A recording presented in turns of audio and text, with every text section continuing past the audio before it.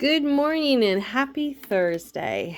The cold has returned to central PA. So here we go.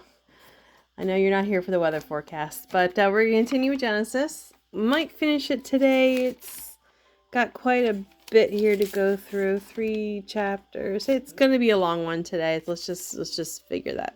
So we're going to start with our prayer. So Father, as I read and receive your word, may it deeply be rooted in me. So when difficulty comes, it will be your word that encourages and strengthens me. So, as I said, we're going to continue in Genesis, chapter 48. Jacob blesses Manasseh and Ephraim. One day, not long ago after this, word came to Joseph that his father was failing rapidly.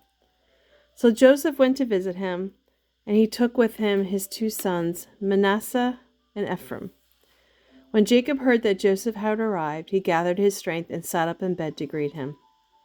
Jacob said to Joseph, God Almighty appeared to me at Luz in the land of Canaan and blessed me. He said to me, I will make you a multitude of nations, and I will give you this land of Canaan to you and your descendants as an everlasting possession. Now I am adopting as my own son these 2 boys of yours, Ephraim and Manasseh. You were born here in the land of Egypt before I arrived. They will inherit from me just as Reuben and Simeon will, but the children born to you in the future will be your own. The land they inherit will be within the territories of Ephraim and Manasseh. As I was returning from Paddan, Rachel died in the land of Canaan. We were still on the way, just a short distance from Ephraim, that is Bethlehem. So with great sorrow I buried her there beside the road in Ephraim. Then Jacob looked over at the 2 boys. Are these your sons? He asked. Yes, Joseph told him. They were the sons God has given me here in Egypt. And Jacob said, Bring them over to me and I will bless them.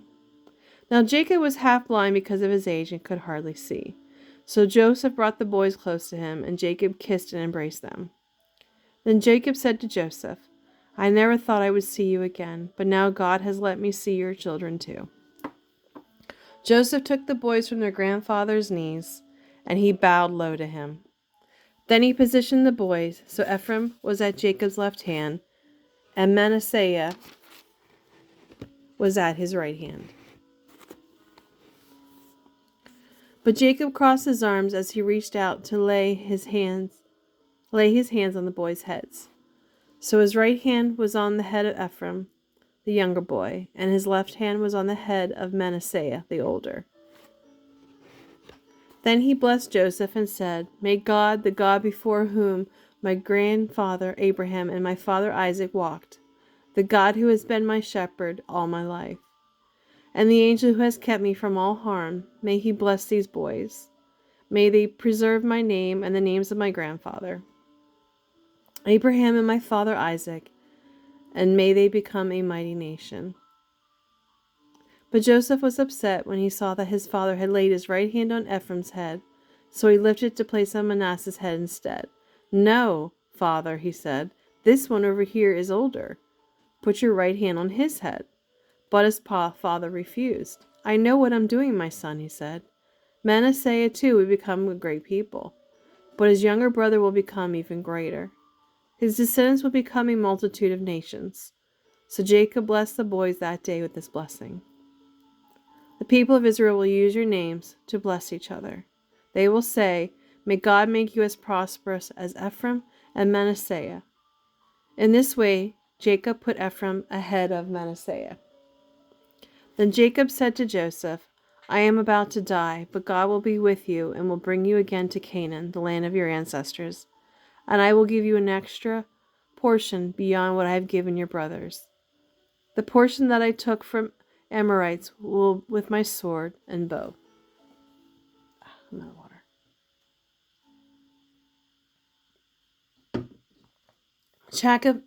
Chapter 49. Jacob blesses his sons. Then Jacob called together his sons and said, Gather around me, and I will tell you what is going to happen to you in the days to come. Come and listen, O sons of Jacob. Listen to Israel your father. Reuben, you are my oldest son, the child of my vigorous youth. You are the first You were first on the list in rank and honor, but you were as unruly as the waves of the sea, and you will be the first no longer. For you slept with one of my wives, you dishonored me in my own bed. Simeon and Levi are two of a kind, men of violence. O my soul, stay away from them. May I never be a party to their wicked plans. For in their anger they murdered men, and they crippled oxen just for sport. Caused by their anger, for it is fierce. Cursed by their anger, for it is fierce. Cursed by their wrath, for it is cruel. Therefore I will scatter their descendants throughout the nation of Israel. Judah, your brothers will praise you. You will defeat your enemies, and your relatives will bow before you. Judah is a young lion and has finished eating its prey. Like a lion, he crouches and lies down, for like a lioness, who will dare to rouse him? The scepter will not depart from Judah, nor the ruler's staff from its descendants, until the coming of the one to whom it belongs, the one whom all nations will obey. He ties his fowl to a grapevine, the colt of his donkey to a choice vine. He washes his clothes in wine, because his harvest is so plentiful. His eyes are darker than wine, and his teeth are whiter than milk. Zebulun will settle on on the shores of the sea, and will be a harbor for the ships. His borders will extend to Sidon. Issachar is a strong beast of burden, resting among the sheepfolds. When he sees how good the countryside is, how pleasant the land, he will bend his shoulders to the task and submit to forced labor. Dan will govern his people like any other tribe in Israel. He will be a snake beside the road, a poisonous viper along the path that bites the horse's heels. So the rider is thrown off. That didn't sound right. So the rider is thrown off. I trust in you for salvation, O Lord. God will be plundered by marauding bands, but he will turn and plunder them. Asher will produce rich food fit for kings. Naphtali is a deer let loose, producing magnificent fawns. Joseph is a fruitful tree beside a fountain. His branches reach over the wall. He has been attacked by archers, who shot at him and harassed him. But his bow remained strong, and his arms were strengthened by the mighty one of Jacob. The shepherds, the rock of Israel, may the God of your ancestors help you. May the Almighty bless you with the blessings of the heavens above, blessings of the earth beneath, and blessing of the breast and womb. May the blessings of your ancestors be greater than the blessings of the eternal mountains, reaching to the utmost bounds of the everlasting hills. These blessings will fall on the head of Joseph, who is a prince among his brothers. Benjamin is a wolf that prowls. He devours his enemies in the morning, and in the evening he divides the plunder. These are the 12 tribes of Israel, and these are the blessings with which Jacob blessed his 12 sons. Each received a blessing that was appropriate to him. Jacob's death and burial. Then Jacob told them, "Soon I will die. Bury me with my father and grandfather in the cave in Ephrain's field. This is the cave in the field of Machpelah, near the Mamre in Canaan, which Abraham bought from Ephrain the Hittite for a permanent burial place. There Abraham and his wife Sarah are buried. There Isaac and his wife Rebekah are buried, and there I buried Leah. It is the cave that my grandfather Abraham bought from the Hittites." Then when Jacob had finished this charge to his sons, he lay back in bed, breathed his last, and died. Chapter 50. Joseph threw himself on his father and wept over him and kissed him. Then Joseph told his morticians to embalm the body. The embalming process took 40 days, and there was a period of national mourning for 70 days.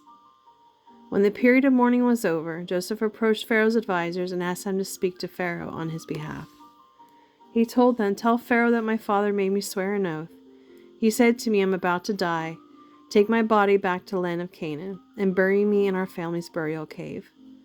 Now I need to go and bury my father. After his burial is complete, I will return without delay." Pharaoh agreed to Joseph's request. "Go and bury your father, as you promised," he said. So Joseph went with a great number of Pharaoh's counselors and advisors, all the senior officers of Egypt. Joseph also took his brothers and the entire household of Jacob, but they left their little children and flocks and herds in the land of Goshen. So a great number of chariots, cavalry, and people accompanied Joseph. When they arrived at the threshing floor of Atad near the Jordan River, they held a very great and solemn funeral, with a 7-day period of mourning for Joseph's father. The local residents, the Canaanites, renamed the place Abel Mizraim, for they said, "This is a place of very deep mourning for these Egyptians." So Jacob's sons did as he had commanded them. They carried his body to the land of Canaan and buried it there in the cave of Machpelah. This is the cave that Abraham had bought for a permanent burial place in the field of Ephrain the Hittite near Mamre. Joseph reassures his brothers. Then Joseph returned to Egypt with his brothers and all who had accompanied him to his father's funeral. But now that their father was dead, Joseph's brothers became afraid. "Now Joseph will pay us back for the evil we did to him," they said. So they sent this message to Joseph: "Before your father died, he instructed us to say to you, 'Forgive your brothers for the great evil they did to you.' So we, the servants of the God of our father, beg you to forgive us." When Joseph received the message, he broke down and wept. Then his brothers came and bowed low before him. "We are your slaves," they said. But Joseph told them, "Don't be afraid of me. Am I God to judge and punish you? As far as I am concerned, God turned into good what you meant for evil. He brought me to the high position I have today so I could save the lives of many people. No, don't be afraid. Indeed, I myself will take care of you and your families." And he spoke very kindly to them, reassuring them. The death of Joseph. So Joseph and his brothers and their families continued to live in Egypt. Joseph was 110 years old when he died. He lived to see 3 generations of descendants of his son Ephrain and the children of Manasseh, son Machir, who were treated as if they were his own. "Soon I will die," Joseph told his brothers, "but God will surely come for you to lead you out of this land of Egypt. He will bring you back to the land he vowed to give to the descendants of Abraham, Isaac, and Jacob." And Joseph made the sons of Israel swear an oath, and he said, "When God comes to lead us back to Canaan, you must take my body back with you." So Joseph died at the age of 110. They embalmed him, and his body was placed in a coffin in Egypt. Well, that's the end of Genesis. Thank you so much for joining me today. I learned a lot from Genesis. I've never read the entire book. There's a lot to take from this. So I hope you have a blessed day. And as you can see, Exodus will start tomorrow. Have a blessed day. Make a difference in someone's life. And as I've said, and I continue to say, if you can, try to bless somebody today and make a difference. Have a great day.